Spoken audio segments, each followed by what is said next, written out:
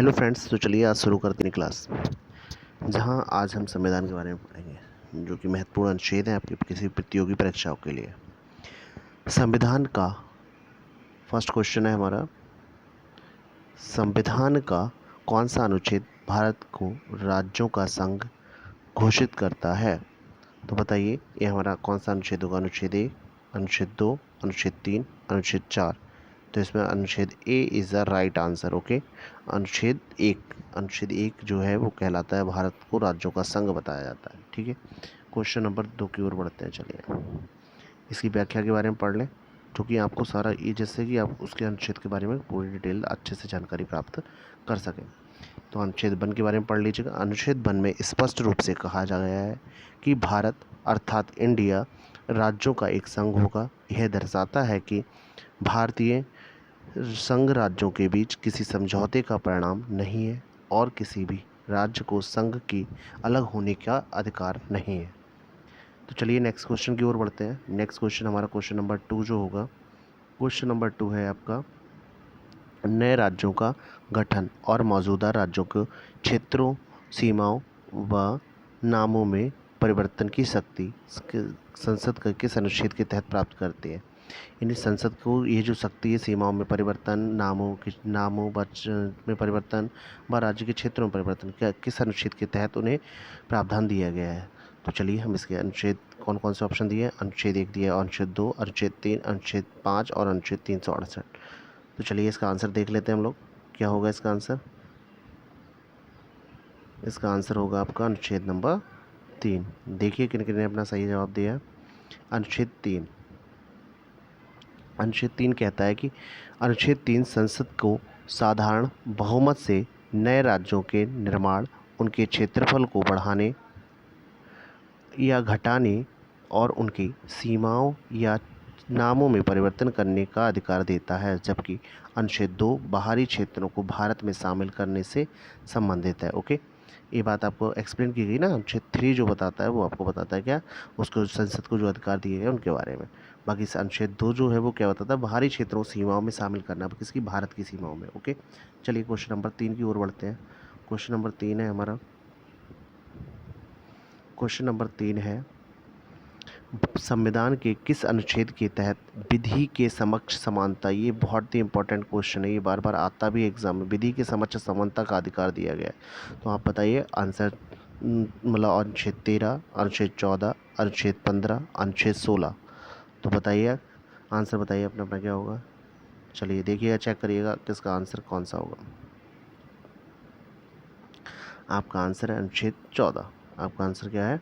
अनुच्छेद 14। ठीक है, अनुच्छेद 14 के अनुसार भारत के राज्य क्षेत्रों के भीतर राज्य किसी भी व्यक्ति को कानून के समक्ष समानता का कानूनों के समान संरक्षण से वंचित नहीं करेगा। यह मौलिक अधिकारों के अंतर्गत समानता का अधिकार की नींव है। ओके, चलिए क्वेश्चन नंबर नेक्स्ट की आगे बढ़ते हैं हम लोग। क्वेश्चन नेक्स्ट पे पहुंचते हैं, question number 4। Okay, question number 4 क्या कहता है हमसे, धर्म, मूलवंश, जाति, लिंग या जन्म स्थान के आधार पर विभेद किया प्रतिषेध किस अनुच्छेद में, विभेद का प्रतिषेध किस अनुच्छेद में? तो ऑप्शन है आपके पास अनुच्छेद 14, अनुच्छेद 15, अनुच्छेद 16, अनुच्छेद 17। ठीक है, तो चलिए इसका आंसर आप बताइए कौन सा होगा। बाकी इसका आंसर हम बताते हैं आपको, अनुच्छेद 15। ओके, अनुच्छेद 15 के बारे में कंप्लीट जानकारी लीजिएगा क्या होगी। अनुच्छेद 15 ये कहता है, राज्य को नागरिक के विरुद्ध केवल धर्म, मूलवंश, जाति, लिंग, जन्म स्थान या इनमें से किसी के आधार पर भेदभाव करने से रोकता है। ओके, क्वेश्चन नेक्स्ट के आगे चलते हैं भाई, नेक्स्ट क्वेश्चन पर पहुंचते हैं। नेक्स्ट क्वेश्चन क्या कहता है हमसे, कहता है भारतीय संविधान का कौन सा अनुच्छेद अस्पृश्यता का अंत करता है? कौन सा अनुच्छेद अस्पृश्यता का अंत करता है, यानी कि एबोलिशन ऑफ अनटचेबिलिटी? अनुच्छेद 15, अनुच्छेद 17, अनुच्छेद 18, अनुच्छेद 19। तो करेक्ट आंसर इसका क्या होगा? इसका करेक्ट आंसर होगा अनुच्छेद 17। अनुच्छेद 17 के बारे में पूर्णतः जानकारी क्या होगी भाई? अनुच्छेद 17 द्वारा अस्पृश्यता का समाप्त कर दिया गया है। ठीक है, और इसको किसी भी रूप में आचरण निषिद्ध किया गया है। अस्पृश्यता की उपजी किसी अयोग्यता को लागू करना या कानून को दंडनीय अपराध है। एक कानून का क्या है? एक दंडनीय अपराध है। नेक्स्ट क्वेश्चन की ओर चलते हैं। नेक्स्ट क्वेश्चन हमारा क्या है? नेक्स्ट क्वेश्चन पूछता है आपसे, कह रहा है किस अनुच्छेद के तहत प्रेस की स्वतंत्रता का प्रावधान है? तो प्रेस की स्वतंत्रता का प्रावधान आपका अनुच्छेद, ऑप्शन दिए गए, अनुच्छेद 1A, अनुच्छेद 1B, अनुच्छेद 20, अनुच्छेद 21। ओके, तो इसका आंसर होगा आपका, इसका अनुच्छेद 1A। आंसर क्या हो जाएगा आपका? अनुच्छेद 1A। यद्यपि संविधान की प्रेस स्वतंत्रता को अलग उल्लेख नहीं है, लेकिन सर्वोच्च न्यायालय के विभिन्न निर्णयों के अनुसार यह अनुच्छेद 1A में वर्णित वाक्य की और अभिव्यक्ति की स्वतंत्रता के अधिकार के अंतर्गत ही आता है। चलिए नेक्स्ट क्वेश्चन की ओर बढ़ते हैं। नेक्स्ट क्वेश्चन हमारा है क्वेश्चन नंबर 7। क्वेश्चन नंबर 7 कहता है, अनुच्छेद 21 में दिया गया प्राण और दैहिक स्वतंत्रता का संरक्षण। कह रहा है प्राण और दैहिक स्वतंत्रता का संरक्षण ये किस अनुच्छेद में, मतलब क्या है ये, किनको दिया गया है, पूछ रहा है आपसे, किसे प्राप्त किया गया है? तो कह रहा है केवल भारतीय नागरिकों को दिया गया है, केवल भारत में रहने वाले विदेशियों को दिया गया है, नागरिक और गैर नागरिक दोनों को दिया गया है, केवल सरकारी कर्मचारियों को दिया गया है। तो आपका आंसर क्या होगा इसमें? आपका आंसर होना चाहिए नागरिक और गैर नागरिक दोनों। इट मीन्स देश में रहने वाले व विदेशी दोनों के लिए। कह रहा है अनुच्छेद 21 एक ऐसा व्यापक मौलिक अधिकार है जो किसी भी व्यक्ति, चाहे वह भारत में हो, चाहे भारत का नागरिक हो या ना हो, कानून द्वारा स्थापित प्रक्रिया के बिना उसके जीवन या व्यक्तिगत स्वतंत्रता के वंचित करने से रोकता है। ओके, नेक्स्ट क्वेश्चन की ओर बढ़ते हैं हम लोग। नेक्स्ट क्वेश्चन हमसे क्या कह रहा है? कह रहा है 86वें संविधान संशोधन 2002 के द्वारा शिक्षा के अधिकार को किस अनुच्छेद से जोड़ा गया? किस अनुच्छेद में जोड़ा गया? शिक्षा का अधिकार बताइए कौन से अनुच्छेद में जोड़ा गया हमारा 86वें संविधान संशोधन के तहत? बताना बहुत ही इंपॉर्टेंट क्वेश्चन है। ऐसे क्वेश्चन हैं ये अनुच्छेद से संबंधित जो ही हर एक कॉम्पिटेटिव एग्जाम में ज़रूरी है। यदि हमारी वीडियो अच्छी लग रही हो तो वीडियो को लाइक, शेयर तथा चैनल को सब्सक्राइब जरूर करें। क्वेश्चन हमारा क्या है? 19 से अनुच्छेद क्या होगा? 21 से, अनुच्छेद 21A, 19 से 45 और अनुच्छेद 51A। तो इसका करेक्ट जवाब होगा आपका अनुच्छेद 21A। ओके, अनुच्छेद 21A में क्या कहा जाता है? अनुच्छेद 21A के तहत राज्य के लिए यह अनिवार्य कर दिया गया है कि यह 6 से 14 वर्ष की आयु के सभी बच्चों को मुफ्त व अनिवार्य शिक्षा प्रदान करें। ठीक है, नेक्स्ट क्वेश्चन की ओर बढ़ते हैं। नेक्स्ट क्वेश्चन हमारा क्या कह रहा है? नेक्स्ट क्वेश्चन कह रहा है कारखानों आदि में बालकों के नियोजन का प्रतिषेध यानी बाल श्रम निषेध किस अनुच्छेद के तहत किया गया है? तो अनुच्छेद 23, अनुच्छेद 24, अनुच्छेद 25, अनुच्छेद 26। तो अनुच्छेद 25, 26 कौन सा है इनमें से बताइए जल्दी से। तो अनुच्छेद 24। ठीक है, अनुच्छेद 24 इज़ अ राइट आंसर। कह रहा है अनुच्छेद 24 के तहत अनुसार या तहत 14 वर्ष या से कम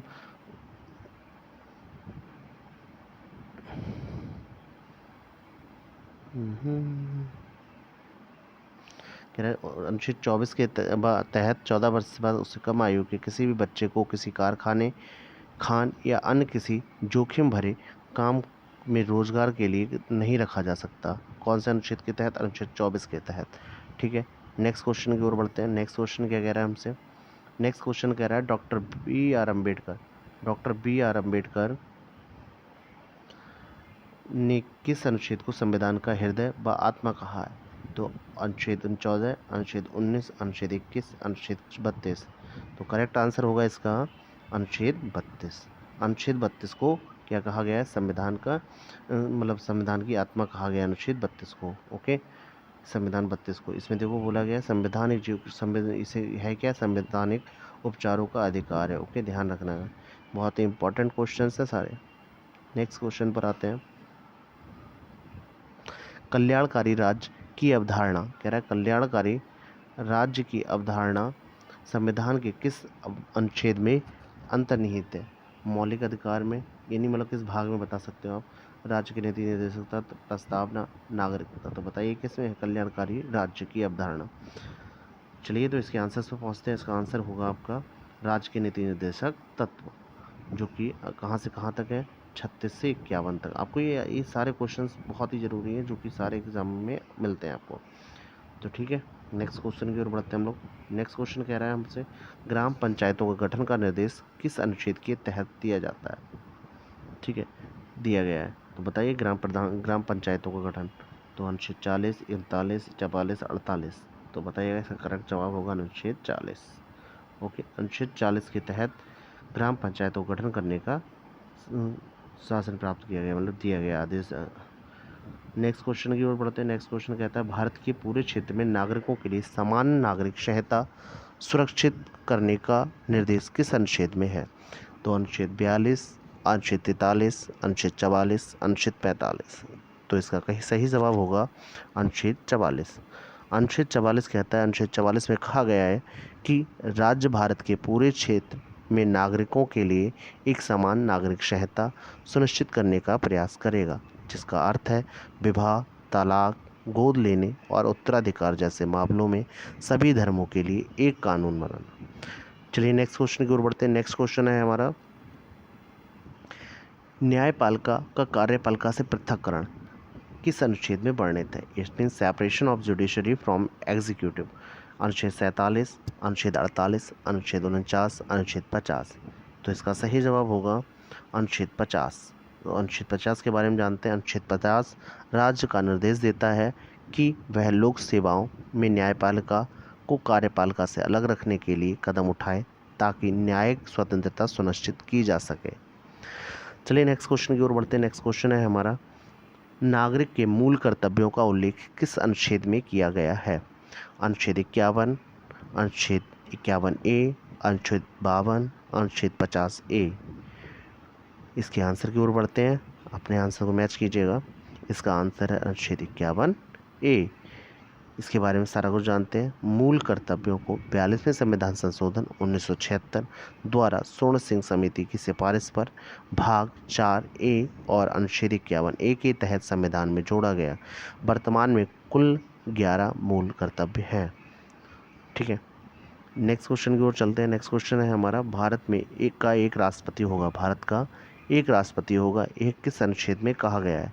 अनुच्छेद 52, अनुच्छेद 53, अनुच्छेद 54, अनुच्छेद 61। तो कौन सा आंसर होगा इसका, बताइएगा। अनुच्छेद 52। अनुच्छेद 52 कहता है आपसे, अनुच्छेद 52 भारत के राष्ट्रपति के पद का प्रावधान करता है। अनुच्छेद 52 जो है वो राष्ट्रपति के पद का प्रावधान करता है, जो देश का संवैधानिक प्रमुख और प्राथमिक नागरिक होता है। ठीक है, चलिए नेक्स्ट क्वेश्चन पर चलते हैं। नेक्स्ट क्वेश्चन है हमारा, राष्ट्रपति पर महाभियोग चलाने की प्रक्रिया का विवरण किस अनुच्छेद में दिया गया है। यानी महाभियोग की प्रक्रिया के बारे में बताना है किस अनुच्छेद से संबंधित। अनुच्छेद 56, अनुच्छेद 60, अनुच्छेद 61, अनुच्छेद 72। तो इसका करेक्ट आंसर होगा अनुच्छेद 61। ओके, अनुच्छेद 61 कहता है, यदि राष्ट्रपति संविधान का उल्लंघन करते हैं तो संसद के किसी भी सदन द्वारा अनुच्छेद 61 में दी गई विशेष प्रक्रिया के माध्यम से उन पर महाभियोग चलाकर उन्हें पद से हटाया जा सकता है। चलिए नेक्स्ट क्वेश्चन पर चलते हैं। नेक्स्ट क्वेश्चन कहता है, राष्ट्रपति को क्षमादान यानी पैरडॉन की शक्ति किस अनुच्छेद के तहत प्राप्त है। अनुच्छेद 71, अनुच्छेद 72, अनुच्छेद 73, अनुच्छेद 74। तो इसका करेक्ट आंसर होगा अनुच्छेद 72। अनुच्छेद 72 में कहा गया है, राष्ट्रपति को किसी अपराध के लिए दोषी ठहराए गए किसी भी व्यक्ति के दंड को क्षमा, उसका प्रलंबन, विराम या परिहार करने अथवा दंडादेश के निलंबन, परिहार या लघुकरण की शक्ति प्रदान करता है। इसमें मृत्युदंड को क्षमा करने की भी शक्ति शामिल होती है। चलिए नेक्स्ट क्वेश्चन पर चलते हैं। नेक्स्ट क्वेश्चन है इसका, भारत के महान्यायवादी अटॉर्नी जनरल ऑफ इंडिया की नियुक्ति किस अनुच्छेद के तहत होती है। अनुच्छेद 74, अनुच्छेद 76, अनुच्छेद 78, अनुच्छेद 88। ठीक है, इसका करेक्ट आंसर होगा इसका अनुच्छेद 76। अनुच्छेद 76 में कहा गया है कि अनुच्छेद 76 के तहत राष्ट्रपति भारत के महान्यायवादी की नियुक्ति करते हैं, जो देश के सर्वोच्च कानून अधिकारी होता है और सरकार को कानूनी मामलों पर सलाह देता है।